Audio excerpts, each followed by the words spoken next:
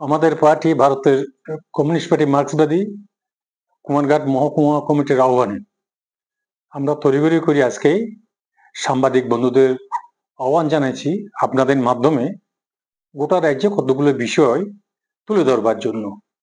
বিশেষ করে সরকার পরিবর্তন হওয়ার পর আমাদের সাব ডিভিশনে কুমারঘাট, ফটিকগ্রাম, পেচারতল এবং লংতরাইবেলী মহকুমা নেপালটিলা থানা, এই 4টা থানাতে আমাদের তথ্য মোতাবেক আমাদের কর্মীদের বিরুদ্ধে, আমাদের নেতৃত্ব কর্মীদের বিরুদ্ধে এই পর্যন্ত প্রায় 20টার মতো মিথ্যা মামলা রুজু করা হয়েছে।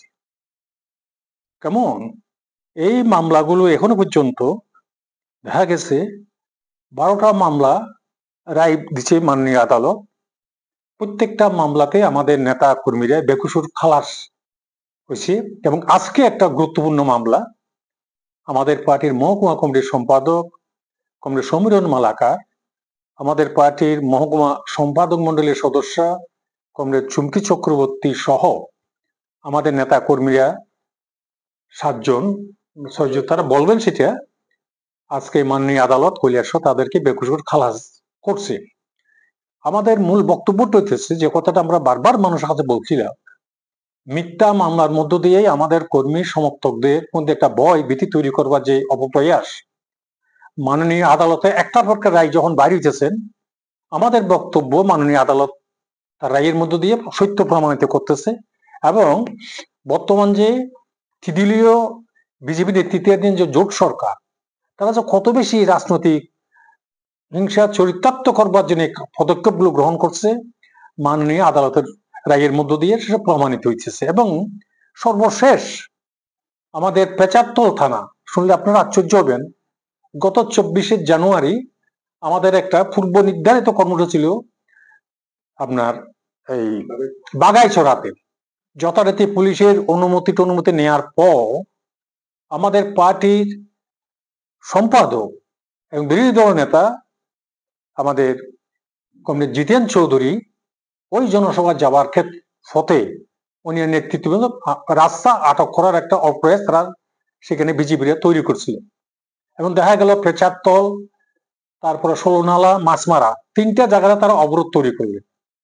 আমাদের নেতৃত্ব দয় উত্তেজনা এড়াইবার জন্য, কোনো গন্ডগোল যাতে না হয় তার জন্য নবীনচর ওই ঘুর পথে বাগাইচড়া যাওয়ার পথে বিজেপি দলের কতিপয় দুষ্কৃতিকারীরা রাস্তার মধ্যে গাড়ি আড়াআড়িভাবে দাঁড় করিয়ে দেয়।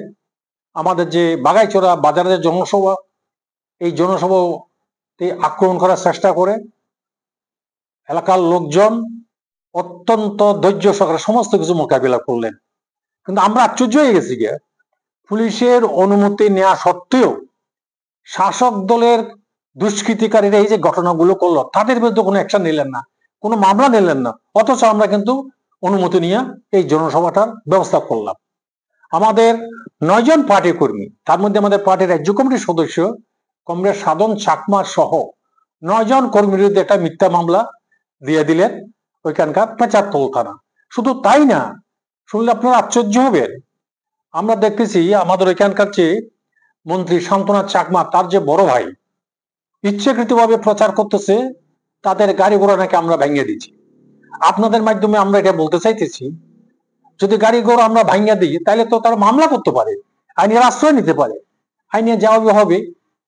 এই কথাগুলো বললাম এই কারণে, কি ধরনের রাজনৈতিক প্রতিহিংসা চরিতার্থ করবার জন্য আমাদের কর্মী নেতার বিরুদ্ধে এই ধরনের ঘটনাগুলো তারা সংঘটিত করতেছেন। এবং আমাদের অনেক কর্মীর বিরুদ্ধে 4টা 5টা মামলা, আমি, সমীরণ বাবু, চুমকি, ইভেন শুনলে আশ্চর্য হবেন, আমার বিরুদ্ধে একটা মদের মামলা দিয়ে দিছে যে আমি মদ খাইয়া পুলিশকে গালাগালি করছি, যদিও মামলা খারিজ হয়ে গেছে। একটা কর্মীর বিরুদ্ধে 4টা 5টা মামলা দিয়ে হয়েছে। এই পর্যন্ত আমাদের যা তথ্য, প্রায় 62 জনকে সমস্ত মিথ্যা মামলাতে যুক্ত করা হয়েছে।